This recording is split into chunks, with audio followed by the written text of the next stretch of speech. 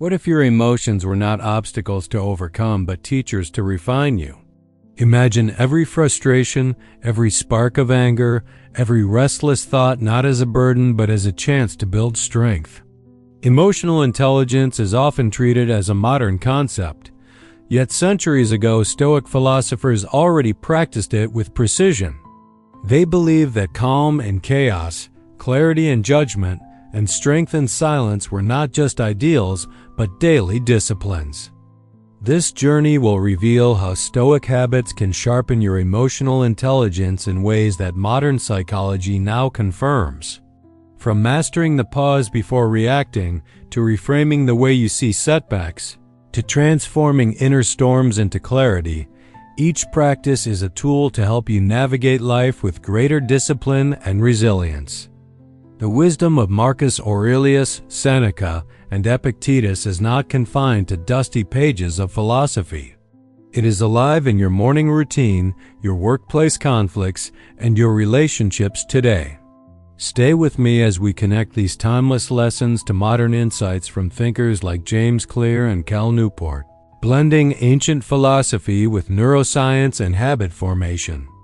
What you will gain is not theory, but a roadmap, one that helps you regulate impulses, build empathy, and find serenity even when everything around you feels unstable.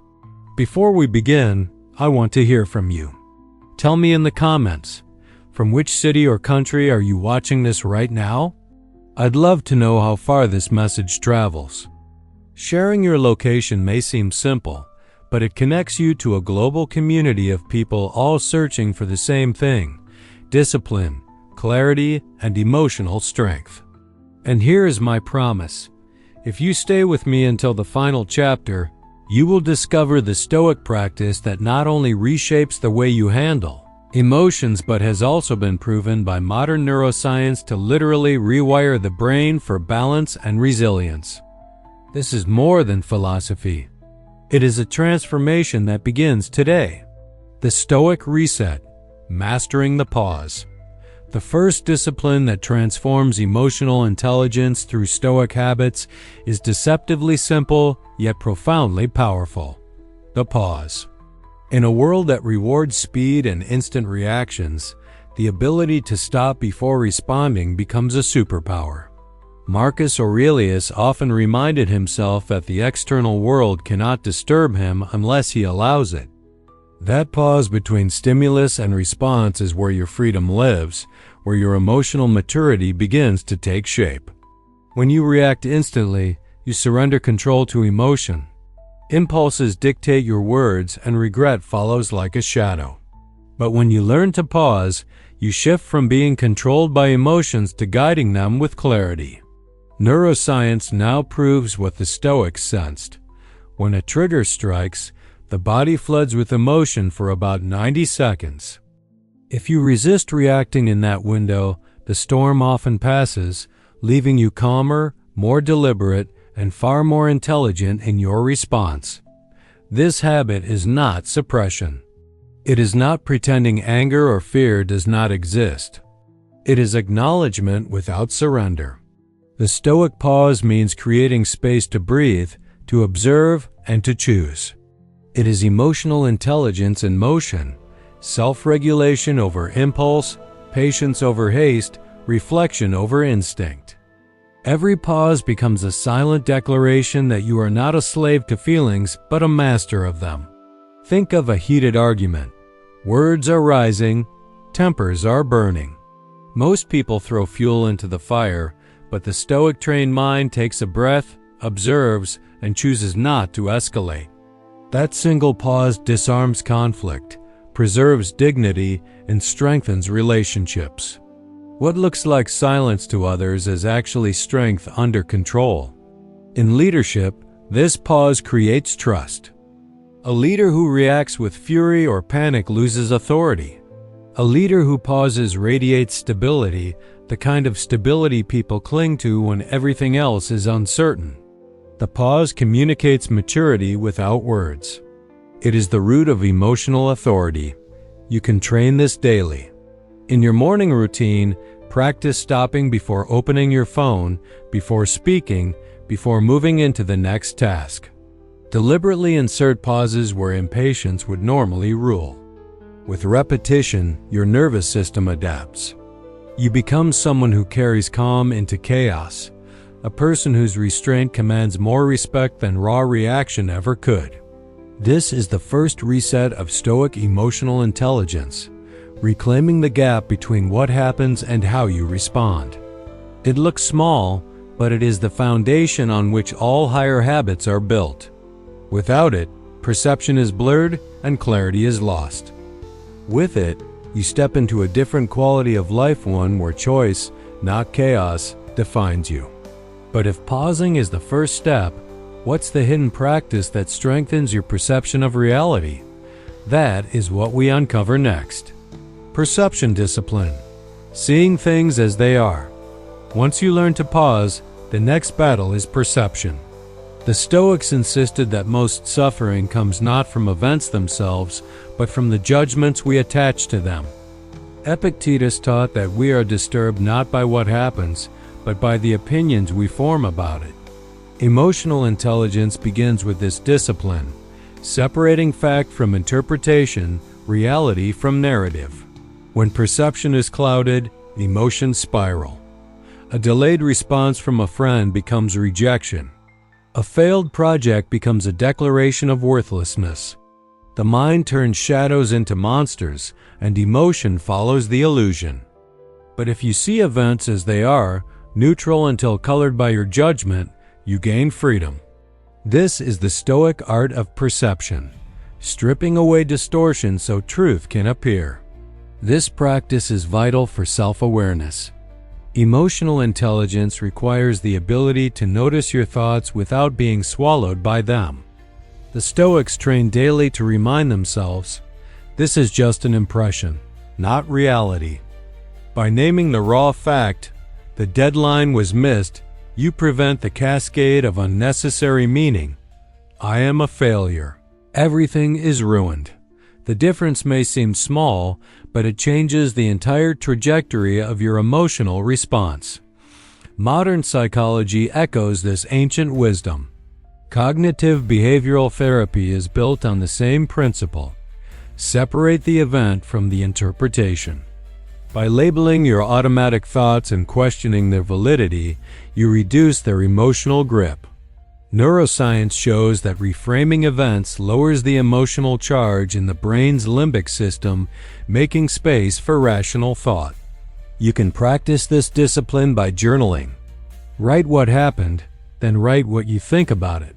The gap between those two is your training ground. Over time, you'll see how often your suffering is self-created. And once you see it, you cannot unsee it. You reclaim your clarity, and clarity is emotional strength. Perception discipline also reshapes relationships. Imagine hearing criticism. Instead of perceiving it as a personal attack, you train yourself to ask, what part is fact, what part is interpretation? This habit allows you to extract value even from uncomfortable feedback. You become less defensive, more adaptive, and far more respected by those around you. Marcus Aurelius described this in his Meditations, the power to strip events to their essence. He practiced describing them in plain, unemotional language. This is a corpse, this is food. It may sound cold, but it was freedom. By naming reality without exaggeration, he prevented his emotions from ruling over him. Once you see clearly, your emotions begin to obey clarity instead of illusion. Perception becomes your shield, allowing you to walk through storms without being drenched by every raindrop. But perception alone is not enough because some emotions rise like fire, fast and fierce. How do you handle those inner storms before they consume you? That is the next lesson. Anger alchemy, transforming fire into strength. Among the fiercest emotions that test emotional intelligence, anger stands at the center. Seneca called it temporary madness, a force that blinds judgment and enslaves the mind. To the Stoics, anger was not proof of strength but of weakness, because it showed that impulse had conquered reason. Emotional maturity requires not suppressing anger, but transforming it into something higher.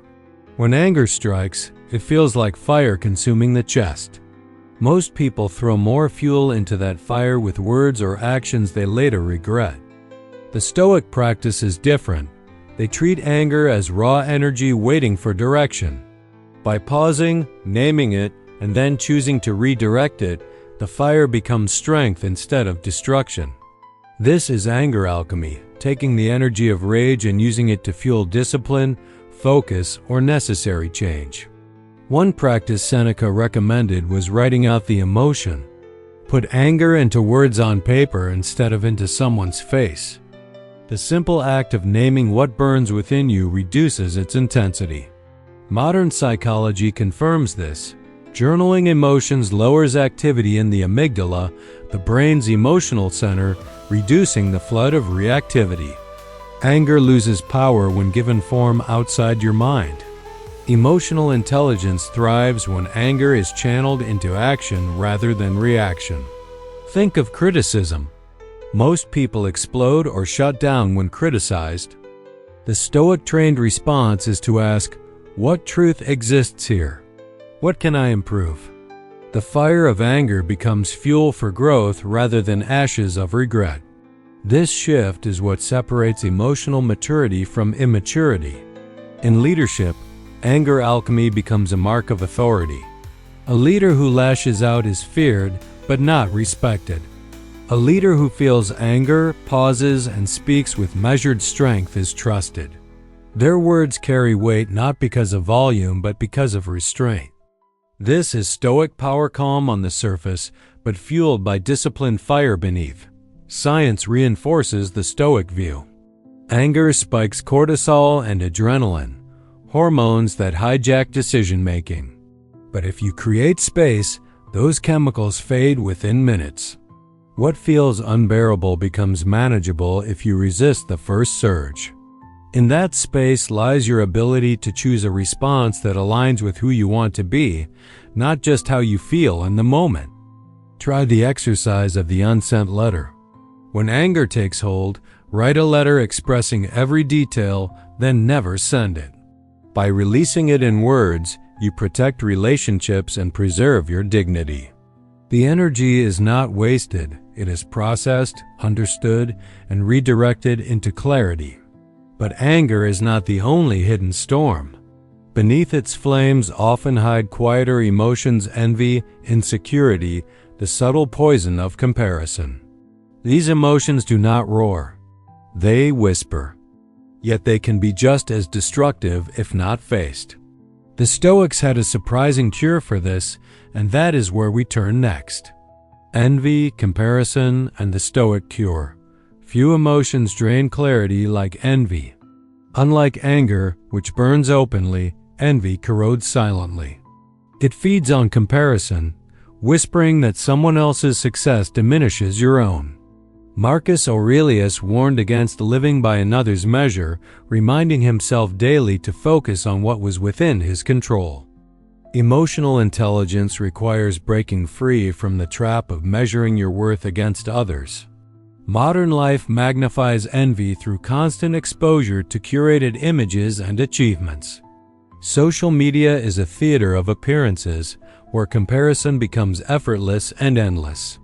The Stoic cure begins by remembering sufficiency, gratitude for what you have, and discipline to seek only what depends on you.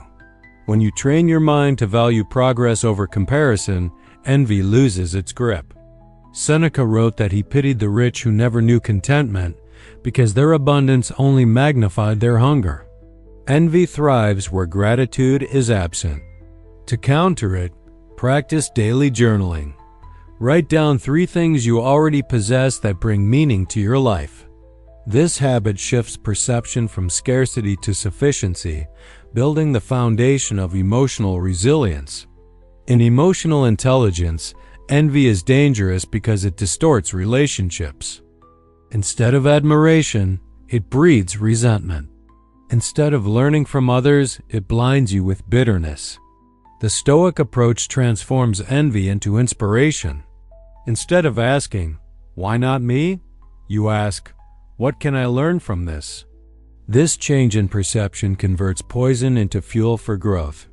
James Clear speaks of identity-based habits, where actions reflect who you choose to become rather than outcomes you chase. This aligns with Stoicism. If you anchor identity in external comparisons, envy will always win. But if you ground identity in principles, discipline, wisdom, resilience, you cannot be shaken by someone else's path.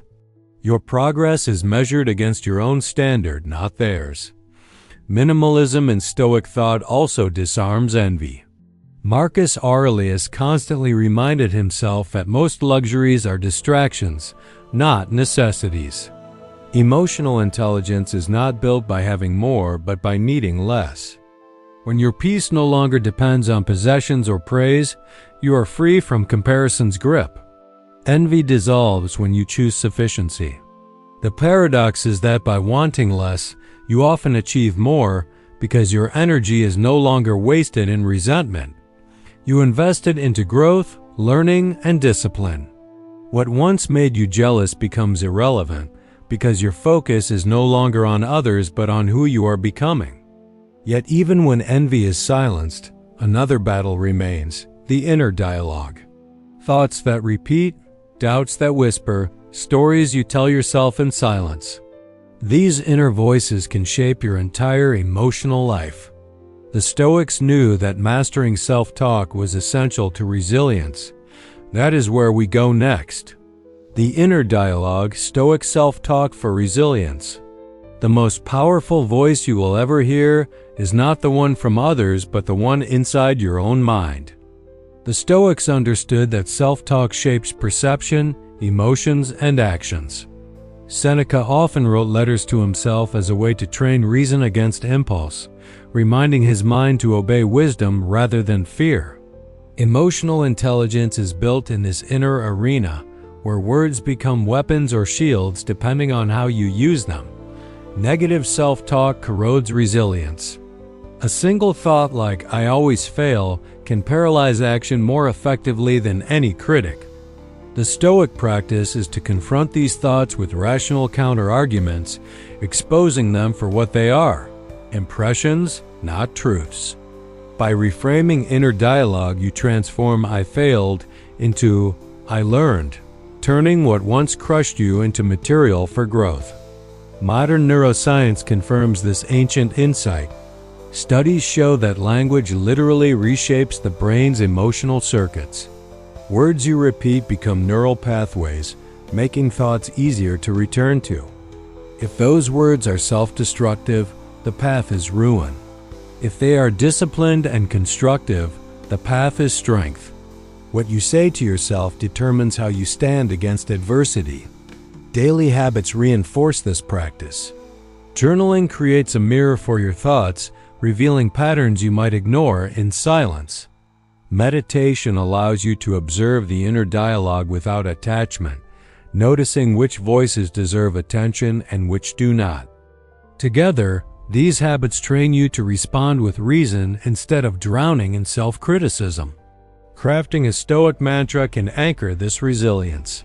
Phrases like, "What is in my control is enough," or "Obstacles shape me, they do not break me," become mental shields when emotions rise. The repetition of disciplined words in moments of weakness strengthens clarity, grounding you when storms rage within. This practice also transforms interactions. When your inner dialogue is calm and rational, you become less reactive to external provocation. The anger or envy of others no longer shakes you because your inner voice whispers stability.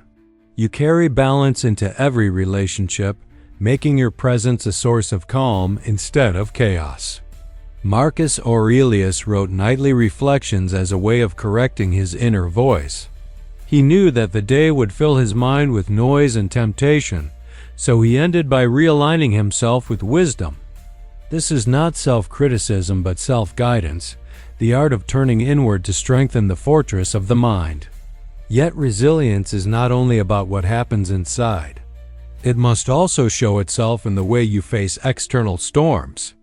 True Stoic intelligence is not retreat but present serenity in the middle of chaos.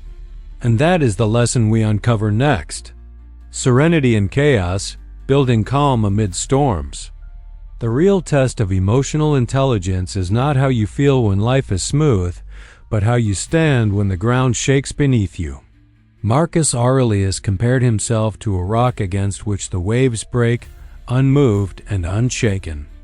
This image of serenity in chaos is not fantasy. It is a discipline built through daily practice. Calm is not the absence of storms, but the ability to remain centered while they rage.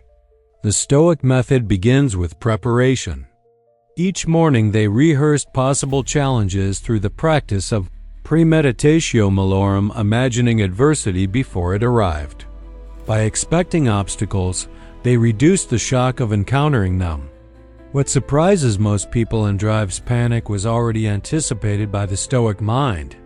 Emotional intelligence thrives in this preparation because the brain responds more calmly to what it has already considered. Science confirms this wisdom. Visualization lowers the intensity of emotional shock, reducing cortisol spikes and helping the nervous system remain steady. Athletes, leaders, and soldiers use this same method to face pressure. The Stoics were pioneers of mental rehearsal, not to create fear, but to remove its power. What is imagined calmly in the morning can be endured more easily when reality arrives. Calm in chaos also influences those around you. A leader who panics spreads panic. A leader who remains composed under fire becomes a stabilizing force. Emotional intelligence is contagious. Your serenity becomes a signal to others that the situation is manageable, that there is strength in restraint. In this way, calm is not passive. It is active leadership. This discipline is trained in small moments before the great storms come. When traffic frustrates you, practice stillness. When someone speaks harshly, practice silence.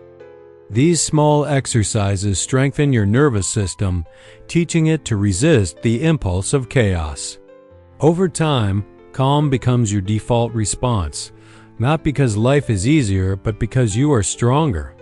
Marcus Aurelius wrote that even if the world around him fell into ruin, he still controlled his mind. That sentence is the essence of serenity in chaos. Emotional intelligence does not eliminate pain, uncertainty, or challenge. It anchors you so they no longer rule you. The storm may roar, but inside you, there is order. Daily rituals help sustain this strength. Begin mornings with visualization, carry pauses into conflicts, and end evenings with reflection. By repeating these anchors, calm is no longer something you try to summon, it becomes who you are. Serenity turns from effort into identity. But calm, while essential, is not the full picture. To grow beyond resilience, you must learn how to transform serenity into connection. The next step in Stoic emotional intelligence is empathy, understanding others deeply without being consumed by their storms. That is the discipline we uncover next. The empathy discipline. Understanding others without losing yourself. The Stoics are often misunderstood as cold or detached, but true Stoicism is not the absence of feeling, it is the mastery of it. Epictetus taught that listening is more powerful than speaking because it allows us to understand others before reacting. Emotional intelligence is incomplete without empathy, the ability to step into another's perspective without drowning in their emotions. This is the balance Stoicism trains, compassion with boundaries. Empathy requires discipline because it can easily become emotional contagion. If you absorb the chaos of others without filter, you lose your own stability. The Stoic approach is to observe another's pain, recognize its source, and respond with clarity instead of reaction. You feel with them, but you do not collapse with them. This ability makes you both compassionate and strong. Marcus Aurelius often reminded himself that those who act unjustly do so out of ignorance or inner pain. By reframing others' actions as the result of struggle, he replaced bitterness with understanding. Emotional intelligence builds here by asking not, "Why did they hurt me?" but what pain drives them to act this way. This question transforms judgment into perspective. Practicing empathy also reshapes leadership. A leader who listens without prejudice inspires loyalty. People sense when they are truly heard, and that sense of being understood builds trust faster than authority alone. The Stoic leader becomes approachable not because they bend to every demand, but because they combine compassion with firmness. One habit to cultivate is role reversal. When faced with conflict, imagine life from the other person's eyes. Ask, what are they afraid of losing? What need are they trying to protect? This exercise dismantles hostility and opens space for dialogue. Modern psychology affirms that perspective-taking reduces aggression and increases cooperation. Boundaries, however, must remain intact.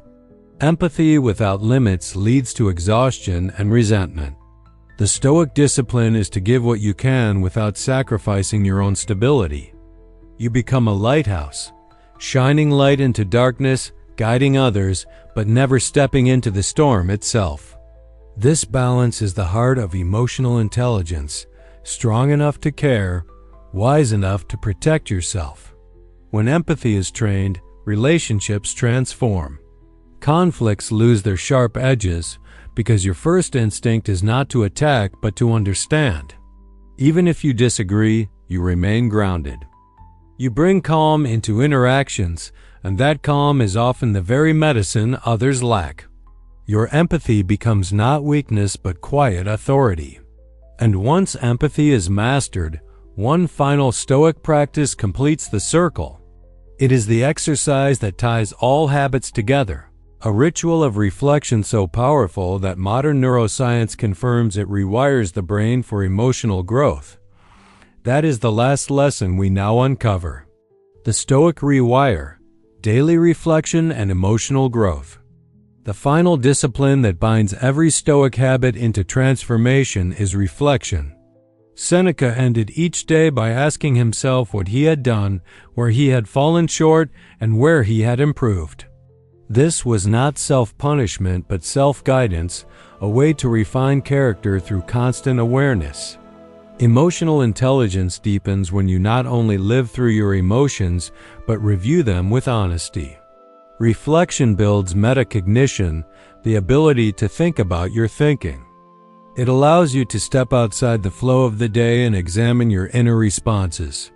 Did you pause before reacting, or did you surrender to impulse? Did you see events clearly, or did judgment distort your perception? These questions sharpen emotional clarity like a blade honed by repeated strokes. Modern science affirms what the Stoics practiced. Neuroscience shows that deliberate reflection strengthens neural pathways tied to self-regulation and decision-making. Writing down your thoughts, even briefly, activates areas of the brain that transform experience into learning. The act of reviewing, not just living, shapes emotional growth. A simple exercise is journaling 3 wins and 1 correction each night. Wins remind you of progress, anchoring gratitude and confidence. Corrections reveal where improvement is needed without drowning in guilt. Over time, this balance creates resilience, the courage to face weakness without losing sight of strength. Emotional intelligence thrives on this combination of humility and progress. Cal Newport calls it deliberate practice of attention, focusing with intention on what matters. Reflection is the ultimate training ground for attention. Instead of rushing from one day into the next, you pause, analyze, and realign. This discipline ensures that your habits are not accidental but chosen, refined and integrated into who you are becoming. Reflection also strengthens relationships. By reviewing conversations, you notice where empathy was present and where defensiveness took over. You begin to recognize patterns in yourself that once went unnoticed. This awareness allows you to show up differently tomorrow, stronger and wiser than yesterday. As you practice, you will see emotions differently. They no longer appear as enemies to silence but as signals to study. Each reflection becomes a step in emotional growth, rewiring your brain to respond with clarity, patience, and resilience. What once overwhelmed you becomes material for transformation. Before you close this chapter, share with me in the comments, from which city or country are you watching, and which Stoic habit will you begin practicing tonight? Emotions don't define you, they refine you, if trained. Master your habits, and you master yourself. In the next lesson, I will reveal the silent Stoic practice that makes you unshakable against manipulation and toxic people.